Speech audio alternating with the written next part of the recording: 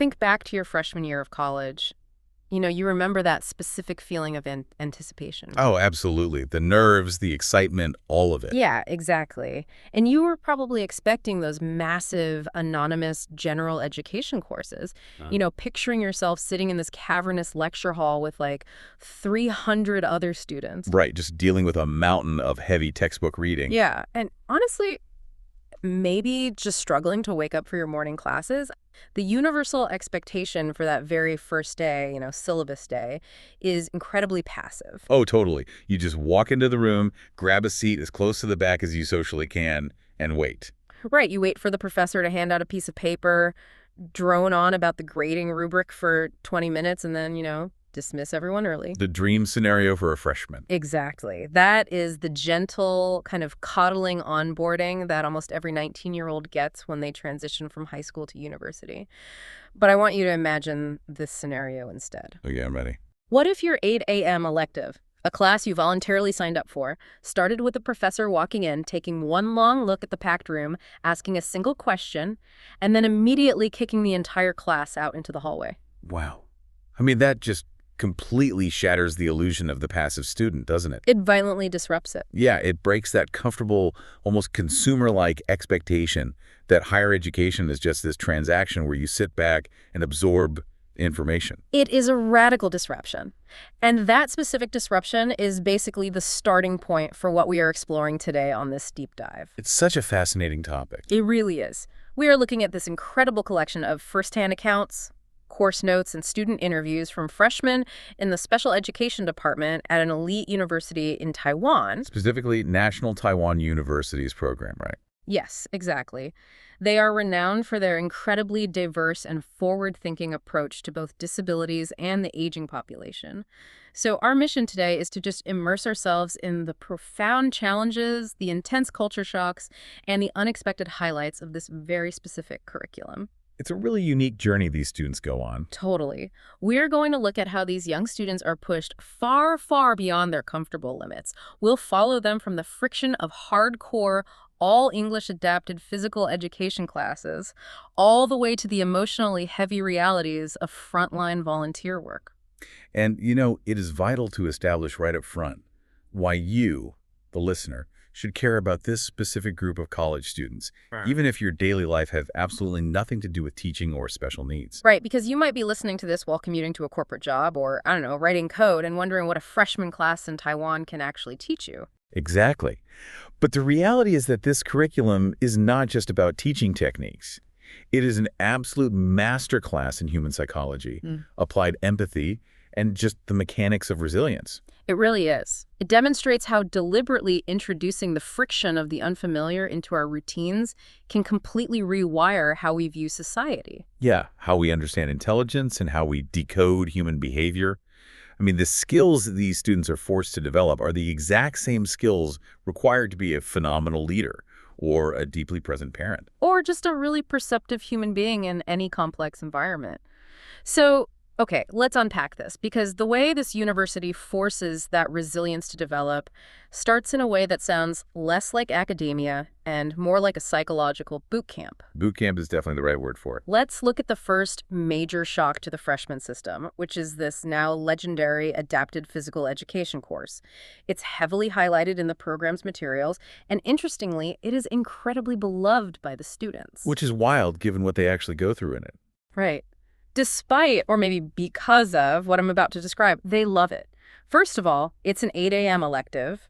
We all know getting 19-year-olds to show up at 8 a.m. for an elective is already defying the laws of physics. It's basically a miracle. But this class comes with a massive, terrifying twist for these Taiwanese students. The professor mandates that the entire course, from the lectures to the physical activities, is conducted exclusively in English. Wow. Which represents just a monumental shift in cognitive load for these students. I mean, to fully grasp the gravity of this requirement, you have to look at the educational context over there. Yeah. How do they usually learn English? Well, in Taiwan, students spend years studying English, often starting in elementary school. But they traditionally study it as a compartmentalized academic language subject. So like memorizing vocabulary lists and stuff. Exactly. They analyze complex grammar structures. They practice for highly standardized proficiency exams. Their brains are wired to treat English as the object of study itself. Oh, I see what you're saying. It's like taking a calculus class. You study the formulas, you pass the test on the formulas, and then you just leave the classroom. The language itself is the target. Precisely. Right. But the pedagogical model here flips that entirely.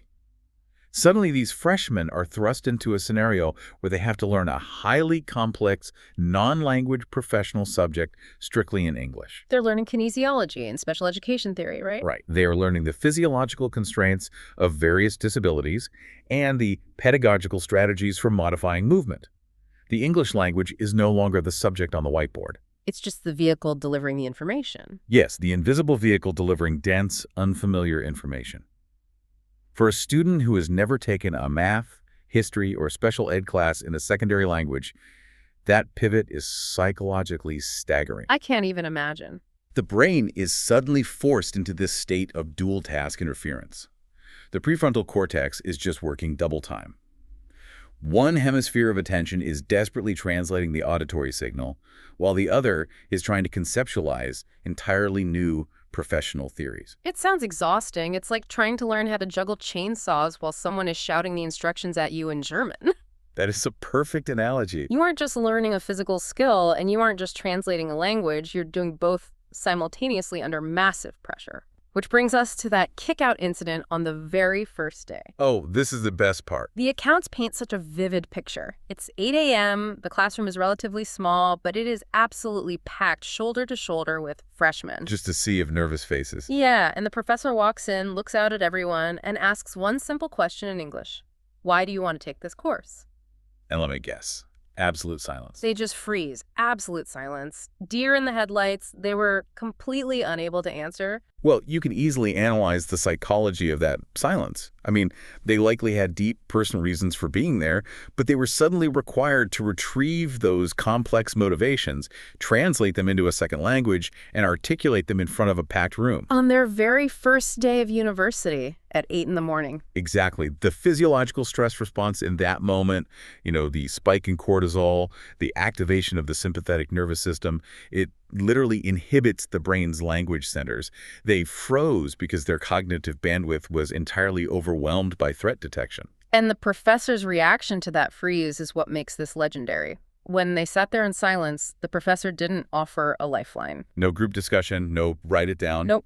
No turn to your neighbor stuff. The professor literally walked to the door, opened it, and kicked everyone out, ordered the entire class out into the hallway. That is ruthless. It really is. And a new rule was established on the spot.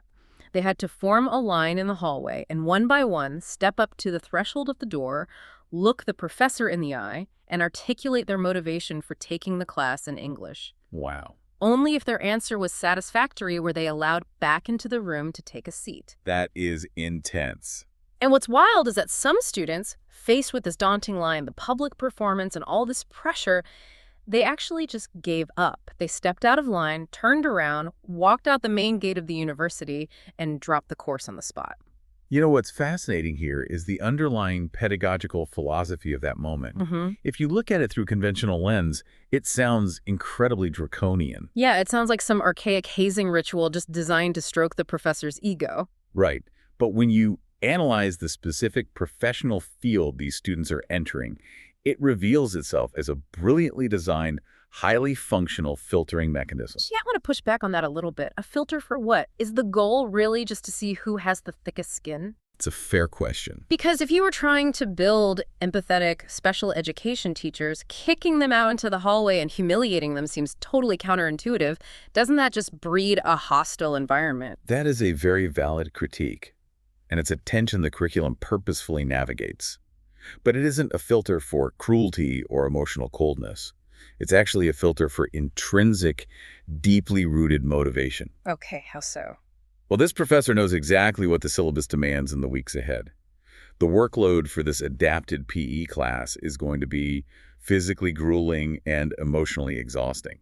If a student is sitting in that room simply to casually collect a few elective credits because it fit their schedule, they're going to be utterly miserable. Right, they won't put in the effort. Worse, their lack of commitment will drag down the entire cohort experience, especially when they have to do partner work or safety spotting. Oh, that makes sense. You need to trust the person spotting you.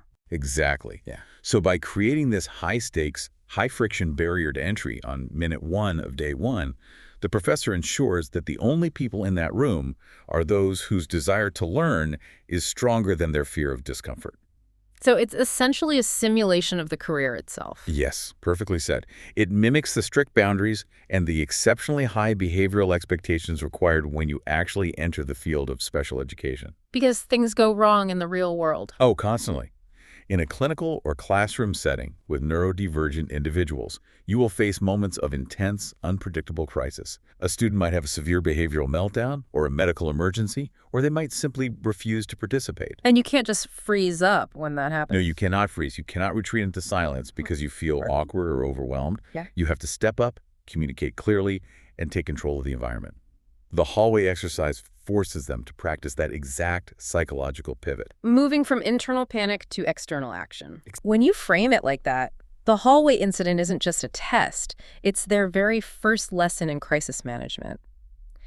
And speaking of the curriculum they have to survive once they actually earn their seat back in the room, let's look at what they're required to physically do. Yeah, the weekly assignments are incredibly intense. They aren't just sitting in a lecture hall taking notes on muscular anatomy. The syllabus requires them to go out into the field and actively engage in 5 completely new, highly specific sports that the vast majority of them have never tried before. It's like archery, right? Yeah, archery, air gun shooting, and adapted bowling. This physical requirement directly mirrors the linguistic requirement. Just as the English mandate forced them out of their cognitive comfort zones, forcing them into entirely novel physical activities shatters their physiological comfort zones. I definitely see the parallel. But again, I have to ask about the methodology here. If I want to teach someone about physical frustration, I could just make them run sprints until they puke, or have a right-handed student write a 10-page essay with their left hand. Right, the left-handed essay is definitely frustrating. Yeah, your hand cramps. Your brain rebels against the clumsy motor output. But is the professor's goal just to inflict that kind of clumsy frustration? Is it just character building through bodily suffering? Or is there a deeper biomechanical lesson they're supposed to be extracting from failing to shoot an air gun properly? That is the crux of the entire course design. It is absolutely not about suffering for the sake of suffering. The primary objective is a profound bodily reframing of what movement and athletics actually mean. What do you mean by that? Well, most young, able-bodied adults operate with a very narrow, highly normative definition of physical education. When they think of sports, they think of the standard curriculum: track and field, volleyball, basketball, maybe swimming. The stuff we all did in high school gym class. Exactly. And all of those sports require a specific default baseline of human mobility. They require bilateral coordination, dynamic balance, explosive leg strength, and a neurotypical vestibular system. They assume a body that works exactly the way the textbooks say a body should work. They take their physical baseline entirely for granted. But by forcing these able-bodied freshmen to engage in completely unfamiliar, highly specialized physical mechanics, the professor is doing something brilliant. Like what mechanics specifically? Like the extreme static upper body isolation required for competitive air gun shooting, or the unique asymmetrical rotational tension required to hold a full draw in archery. By doing this, they're forcing their nervous systems to simulate the physical adaptations required for individuals with physical disabilities. Let's visualize that for a second. Imagine you're holding a heavy air gun for the first time. You are trying to hit a tiny paper target 10 meters away. You aren't allowed to use your legs to run or jump, you're just planted. Right, your foundation is taken away. Suddenly, you become acutely aware of how much your arms shake. You realize how difficult it is to stabilize your core and control your breathing without relying on your lower body's usual kinetic chain. You're experiencing a body that stubbornly refuses to do what your brain is clearly instructing it to do. That gap right there, the gap between intention and execution, is the goldmine of the curriculum. You are experiencing physical frustration at a neurological level. Because your motor cortex is sending signals, but the body just won't cooperate. Exactly. The unfamiliar mechanics make the output clumsy and ineffective. And that resulting frustration is not just an annoyance, it is the genesis of deep somatic empathy. Somatic empathy. I like that phrase. It's a visceral bodily memory of limitation. For future educators who will eventually need to design physical activities for students with cerebral palsy or spinal cord injuries or muscular dystrophy, Intellectual empathy is just not enough. Reading about it in a book doesn't cut it. Not at all. They need bodily empathy. Yeah. They need to remember what it feels like when the body will not obey the mind. It teaches them that sport and movement are always accessible, but the mechanics must be radically, creatively adapted to the individual's current physical reality. It's forcing them to inhabit an alien physiological reality for an hour a week. It totally breaks down their arrogance about their own mobility. It really does. And that concept of dismantling mobility privilege ties directly into another fascinating requirement from the syllabus. It isn't just about exotic, complex sports like archery. There is this daily, seemingly mundane mandate. The walking requirement. Yes. Every single student in the course is required to walk 1 kilometer every day, and they have to meticulously track and log this daily walk. On the surface, that sounds almost laughably simple. I mean, the 1 kilometer walk is less than a mile. Right. That was my initial reaction, too. For able-bodied 19-year-olds, it hardly qualifies as a cardiovascular workout. It seems beneath the rigor of a university course. I thought, why are they getting college credit for going for a 10-minute stroll? But the student accounts highlight a really profound realization that shifts this from a physical task to a psychological one. What do they realize? One freshman noted in their reflections that they actually walk a full kilometer just commuting from their apartment to the local subway station every morning. So the students quickly realized that this assignment had nothing to do with extreme cardiovascular fitness. Right. It's not about athletic endurance at all. It was entirely about the practice of daily mindfulness and the conscious integration of movement. And if we connect this to the broader philosophy of the department, which focuses heavily on both disability and the aging process, integrating dynamic, highly conscious movement into everyday life is a non-negotiable pillar of care. Because for able-bodied individuals, walking to the subway is just an autopilot function. Totally. Your brain delegates the task to the basal ganglia.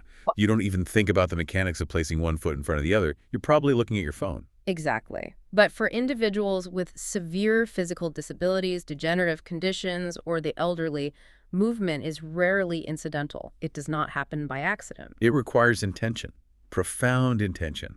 For someone with multiple sclerosis or a patient recovering from a stroke, mobility is a conscious, heavily planned daily project. They have to think about every step. They must actively think about muscle engagement, balance, and energy conservation.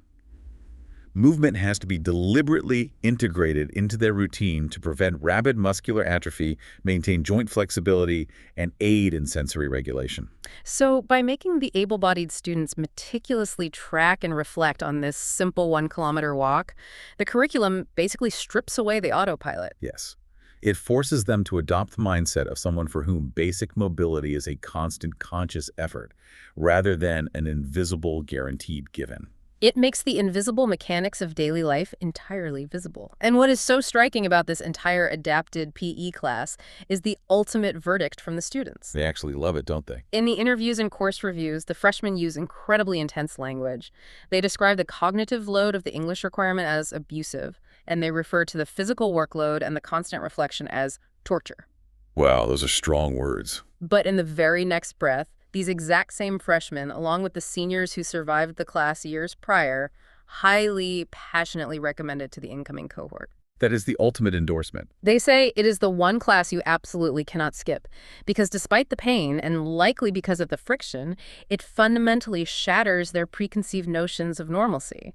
They stop seeing a disability as a tragic limitation of movement, and they start seeing it as an engineering problem that demands creative adaptation. It creates a permanent paradigm shift in their worldview.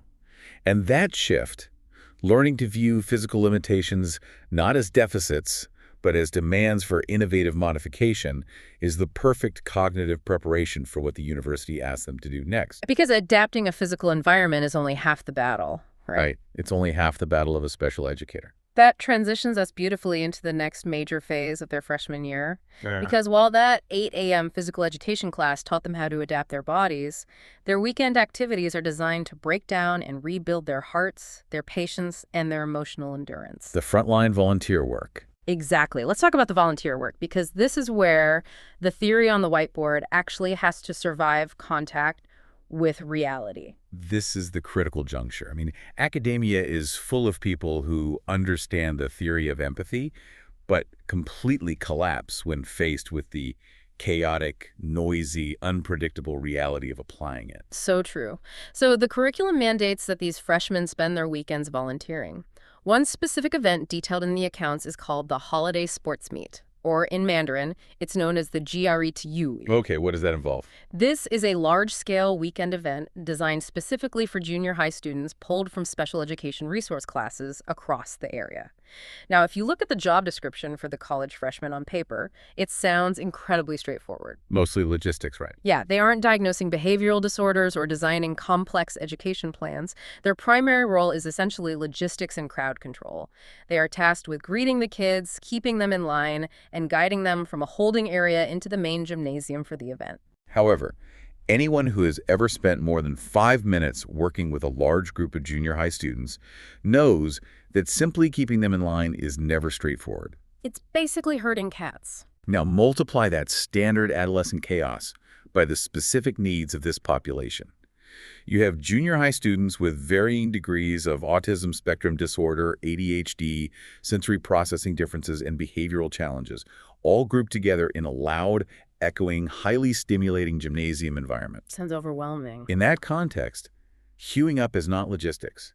It is an intense exercise in constant vigilance, behavioral redirection, and emotional co-regulation. It is a sensory minefield. You have kids who might be covering their ears because the buzzer's too loud, kids who cannot stand still because of hyperactivity, and kids who might wander off if not directly engaged. It is physically and mentally exhausting for the volunteers. And this brings up a really common societal complaint that the students themselves openly discuss in their reflections. We live in an era where college students are fiercely and rightly protective of their time. Oh, absolutely. They are dealing with academic pressure, financial stress, burnout. Exactly. There is a very prevalent cultural sentiment where students feel deep resentment toward mandatory volunteer work. They view it as exploitation, as being treated as free labor by the university system just to pad the institution's community service stats. Right. They feel like their precious weekends are being stolen. Weekends when they could be catching up on sleep, studying for exams, or just going on dates and actually enjoying the brief window of being 19. It reflects a highly transactional view of time and energy that is very common in modern society.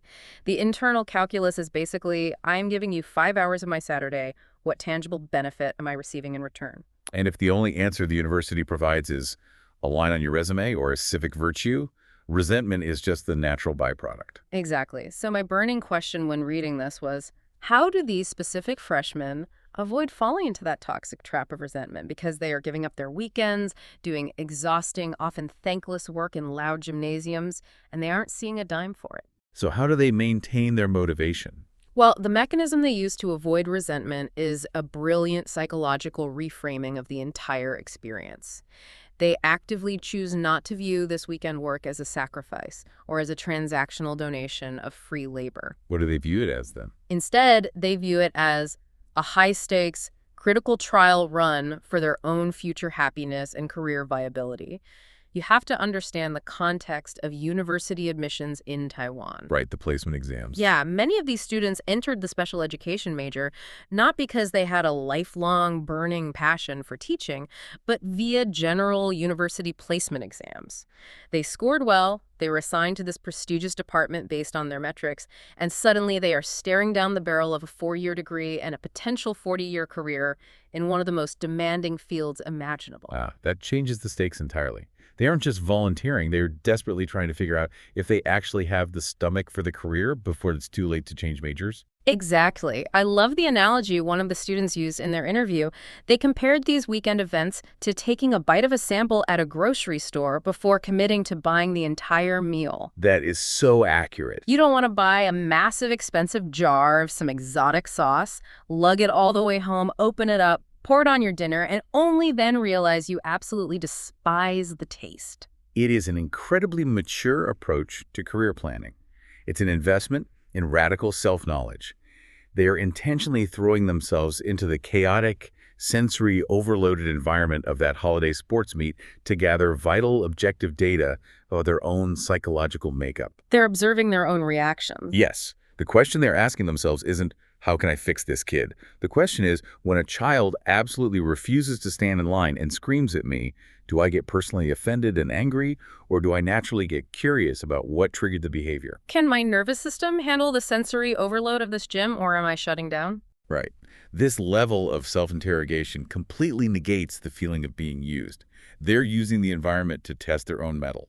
It's almost like a stress test for a bridge before you open it to traffic. And if that holiday sports meet is a stress test, the next volunteer experience detailed in the accounts is a full-blown Category 5 hurricane. Oh boy, what is it? That grocery store sample analogy gets a lot spicier, and the stakes get astronomically higher when the freshmen participate in the Down syndrome winter camp.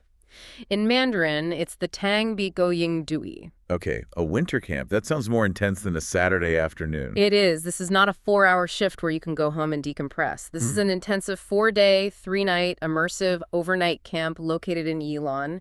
And the structural setup of this camp is what makes it so intense. How is it set up? It requires a strict 1-to-1 ratio. One 19-year-old college freshman is permanently paired with one camper with Down syndrome for the entirety of the camp. They eat every meal together, they sleep in the same room, they navigate every activity together. There is no tapping out. A 1-to-1 ratio for an overnight, multi-day camp is a profound, almost overwhelming level of responsibility to place on a young adult. It's massive. For those 4 days, that freshman is completely stripped of the title of student. They become the primary caregiver, the sole emotional anchor, the behavioral regulator, and the real-time translator for that child. I can't even imagine the pressure. The cognitive load of maintaining that level of hypervigilance and the emotional endurance required to be constantly attuned to another human being's needs for 96 hours straight is staggering. Staggering is the perfect word, and the accounts from the students share this really striking, brutally honest observation about the reality of that 1-to-1 dynamic. What do they observe? The freshmen universally note that the campers are generally incredibly loving, joyful, and deeply affectionate. They refer to them in those moments as little angels. But, and this is a massive critical but, the students observe that the moment a basic physiological need is not met, the entire dynamic shatters instantly. All right. If the camper's blood sugar drops and they get too hungry, or if they hit a wall of sensory or sleep exhaustion, the college students said they can instantly transform from little angels into little devils. The mood swing is not gradual, it is immediate, intense, and completely disruptive. This observation brings us to a fundamental lesson in behavioral psychology and the neurobiology of communication. I mean, think about a neurotypical adult. Right, like when we get hangry. Exactly. When we get overly hungry or deeply fatigued, our patience wears thin. We experience a drop in glucose to the prefrontal cortex, which impairs our emotional regulation. We get grumpy. But crucially, we possess the expressive language skills to identify and articulate the problem. We can use words to bridge the gap between our internal distress and the outside world. Yes. We can say to a colleague, "I'm crashing, I need to eat something," or "I'm too exhausted to have this conversation right now." But the campers can't always do that. Right. For many children with Down syndrome, there are often significant physiological challenges with expressive language, articulation, and sometimes auditory processing. The thoughts and feelings are there, but the neural pathways required to quickly form the words and physically speak them are impeded. So they're feeling the panic of hunger, but they can't express it easily. So when that primal physiological panic of hunger or severe exhaustion sets in, they are trapped. They do not have the immediate verbal bandwidth to explain the internal crisis. Therefore, the crisis bypasses language entirely and manifests as extreme behavioral acting out. So the little devil behavior, it's not malice. It is not a character flaw. It is a desperate, nonverbal distress signal. It is a siren going off because the intercom is broken. Wow, that reframing is incredible. It's a siren, not an insult. And what's amazing is that the college students had to figure out how to decode that siren in real time, under pressure. Which is incredibly hard to do when someone is screaming. Exactly, because they quickly realized that standard neurotypical conflict resolution completely fails in a meltdown. They wrote about how asking open-ended questions like, "Hey, buddy, what's wrong? Why are you so upset? Tell me what happened," simply threw gasoline on the fire. Because those questions demand complex linguistic processing when the child's brain is already overwhelmed by a biological need. Yes. So the students learned to rapidly adapt their communication style. They figured out that they had to strip away the cognitive load for the camper. They learned to ask strict, binary yes-no questions. Oh, that's smart. They would get down on eye level and ask, "Are you hungry?" Nod your head for yes, shake for no. Are you sleepy? Yes or no. They became behavioral detectives, basically using a process of elimination to decode the meltdown. Which is a brilliant example of on-the-ground applied pedagogy. It shows the freshmen transitioning from theoretical empathy, understanding that a child might struggle, to practical, strategic empathy, They are modifying the environment. in this case the linguistic environment, to meet the child exactly where their processing capabilities are in that specific moment of crisis. They are building a ramp for communication. Building a ramp for communication. I love that. And you would think that after surviving a day of building those ramps and navigating those meltdowns, the freshmen could finally relax when the kids went to sleep. Right. Time to chill out. But what blew my mind reading these accounts was what happened after lights out. The freshman's day was far from over. The protocol of the camp dictated that every single night, the college students were required to spend over 30 minutes on the phone directly talking to the campers' parents back home. Oh, wow. Every night. Half an hour every single night, delivering a highly detailed, honest report on the day's events.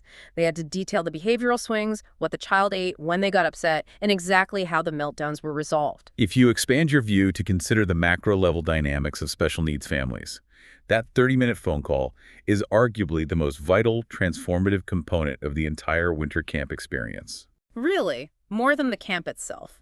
Think about it. Try to conceptualize the daily reality of being a parent to a child with significant lifelong special needs.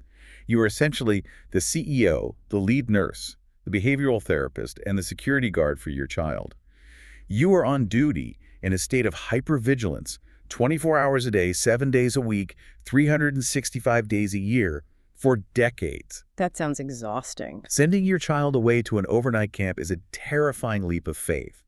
You are handing over the most vulnerable part of your life to a 19-year-old college student you barely know. The anxiety would be paralyzing. You'd just be sitting by the phone, picturing worst-case scenarios, waiting for the call that something went wrong. Your nervous system would be flooded with stress. So when that freshman calls at 9 p.m. and spends 30 minutes giving a granular, profoundly honest report, think about what that does. If the student just says, oh, everything was perfect, he's an angel, the parent knows they're lying because the parent knows the reality of the child's needs. Where they know their kid has meltdowns. But when the student says, he had a massive meltdown right before lunch because he was starving, but we figured it out using yes-no questions. We got him fed, and then he spent 2 hours laughing and building a fort.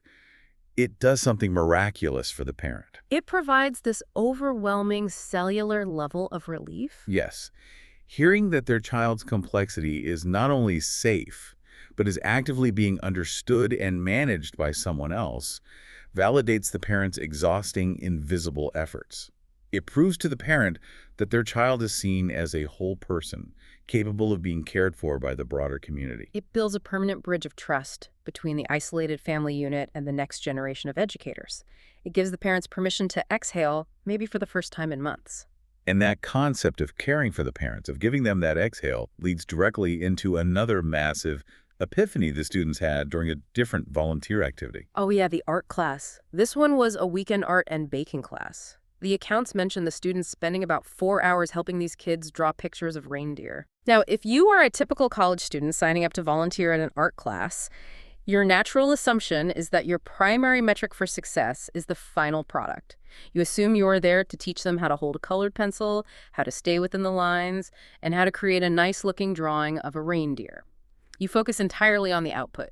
That is the standard face value assumption of any educational activity. You conflate the task with the purpose. Exactly. You think the art is the point. But the students had this massive aha moment.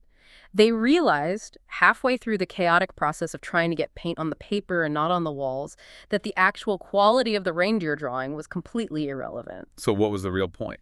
The true underlying value of this 4-hour event had nothing to do with creating art. The real purpose of the program was a concept called respite care. In Mandarin, it's termed chengxifu. Respite care is one of the most critical, foundational, yet chronically underdiscussed and underfunded pillars of the entire special education and caregiving ecosystem. Let's dive deep into that concept. What does respite care actually mean in the context of this 4-hour reindeer drawing class? It circles back to the grueling, unrelenting reality of the parents that we just discussed. The physiological and psychological toll of chronic caregiving is staggering. Studies consistently show that parents of children with severe disabilities often exhibit cortisol levels, similar to combat veterans. Combat veterans, wow. Yeah. They endure chronic sleep deprivation, the constant low-grade trauma of navigating Byzantine medical and school systems, and the relentless hypervigilance required to prevent a child from self-injuring or wandering. It is a marathon that never ends. And crucially, these parents cannot utilize traditional relief valves. Exactly. They can't just hire the 16-year-old neighbor to babysit on a Friday night because that teenager is completely unequipped to handle a nonverbal meltdown, administer a feeding tube, or manage severe sensory avoidance. So the parents are trapped. They can never clock out. They are trapped by their own love and duty. So what does this 4-hour weekend art class actually provide? It isn't an art lesson. It provides a secure, behaviorally supervised, completely safe environment where the parents can drop their child off and know with absolute certainty that the child will be cared for by people who understand their needs. Those 4 hours are a lifeline. They allow an exhausted mother to go home, lock her bedroom door, and simply sleep uninterrupted for 3 hours. They allow a couple to go to the grocery store together without having to manage a sensory meltdown in aisle 4. Or it simply allows them to sit in a quiet room and stare at the wall, remembering what silence sounds like. The students realize that by managing the reindeer drawing, they are providing the structural support that is literally keeping the family unit from collapsing under the weight of exhaustion. That reframing completely changes how you view your own utility. You aren't just teaching a kid a craft. You are a vital component of a family's mental health infrastructure. You are the scaffolding holding up the parents. And when you interact so closely with these populations and you witness the profound, quiet struggles and the immense love within these families, it inevitably and permanently alters how you view them. Which leads us to a massive shift in how these freshmen start to analyze everyday language and the casual cruelty of societal stigma. Yes, this is a crucial evolution because language is never neutral, right? It is the architecture of our social reality, and it always reflects our deepest, often unexamined societal biases. Absolutely. And that brings us to the unlearning and relearning process within the classroom theory portion of the curriculum. The syllabus shifts focus from the frontline volunteer work to the academic study of intellectual disabilities and Down syndrome. And the professors tackle a very uncomfortable, highly prevalent reality, which is the casual weaponization of clinical diagnostic terms. This is such a prevalent issue. The source materials highlight how mainstream media, internet culture, and just everyday casual conversation frequently use clinical terminology like retarded, or in Mandarin, zizang, or downs, tongxi sang, as punchlines, as insults, or as adjectives to describe foolish or frustrating behavior. Right, like when someone makes a mistake in a video game. Exactly. You see someone drop their phone or mess up in a game, and someone instinctively says, "Oh, you're so retarded," or "that is so downs." It is a pervasive, deeply ingrained, and highly toxic linguistic habit that spans many cultures and languages. What happens is that clinical diagnostic terms designed to describe medical realities are violently stripped of their scientific meaning. They are then repurposed as pejoratives to signify stupidity, incompetence, brokenness, or a fundamental lack of worth. And the professors in this NTU Special Education department do not tolerate it. They actively, aggressively teach the freshmen to reject and dismantle this normalization. They make a point to ground the language in its actual history. For example, they teach the students that Down syndrome is a specific chromosomal reality, trisomy 21. It is a medical syndrome named after a British physician, John Langdon Down, who first categorized it. It is a biological fact. It is absolutely not a synonym for making a mistake, acting foolish, or being lesser than. the professors are engaging in a vital process of historical and linguistic reclamation. They are forcing these young adults to look directly at the etymology and the clinical reality behind the slurs they have likely heard their entire lives. But I want to play devil's advocate here, because if you bring this up in a public forum, you will immediately hear massive pushback from the general public. People will roll their eyes and argue, oh, come on, it's just internet slang. It's just a joke between friends playing a game. It's not that deep. Right, I didn't mean it like that. Yeah, when I say that, I don't literally mean to insult the person with Down syndrome. I just mean my friend did something dumb. Why is it so absolutely paramount for these freshmen, these future educators, to draw such a hard line and strictly police this kind of casual, seemingly victimless language? Because the concept of victimless language is a myth. Language dictates reality. It is that simple and is that profound. When a society normalizes Using a specific medical condition as an insult, you are systematically stripping the humanity, the dignity, and the individual identity from the real, living people who possess that condition. It has a real psychological impact. Think about it. If the exact word for someone's fundamental, unchangeable genetic makeup is simultaneously the word society uses as shorthand for stupid, worthless, or broken, how can that individual ever expect to be treated with baseline respect in a classroom? How can they be respected in a workplace or in a hospital setting? You are inextricably linking their very existence, their DNA, with a negative, undesirable trait. You are turning their identity into a slur. Precisely. You are conditioning society to view them not as people, but as punchlines. And for these freshmen, learning to vehemently reject this language is not about adhering to some superficial standard being politically correct. It is much deeper than that. The course materials introduce a very specific, powerful concept here regarding the purpose of higher education. Studying special education isn't merely about acquiring technical academic knowledge, like memorizing the legal frameworks, the diagnostic criteria, or the pedagogical theories. It's about something bigger. It fundamentally aims to build the student's character and their internal refinement.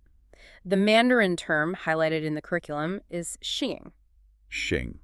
How does that translate beyond just character? Well, it implies a lifelong, deliberate cultivation of self-improvement. It is a moral, emotional, and cultural refinement. By choosing their words with extreme care, by actively refusing to participate in the casual linguistic degradation of vulnerable populations, these students are cultivating an internal moral compass. They're elevating themselves. They are becoming better, more refined human beings who take responsibility for the social reality they help create. Cultivating character through language. That elevates a college degree from a piece of paper to a personal evolution. That's a beautiful way to look at it. And the accounts detail two major, deeply personal emotional shifts that the freshmen consistently reported experiencing as a result of this internal evolution, stemming from their time in the classroom and their time at the camps. What were the specific psychological shifts they identified in their reflections? The first one is a profound, almost overwhelming sense of deep gratitude.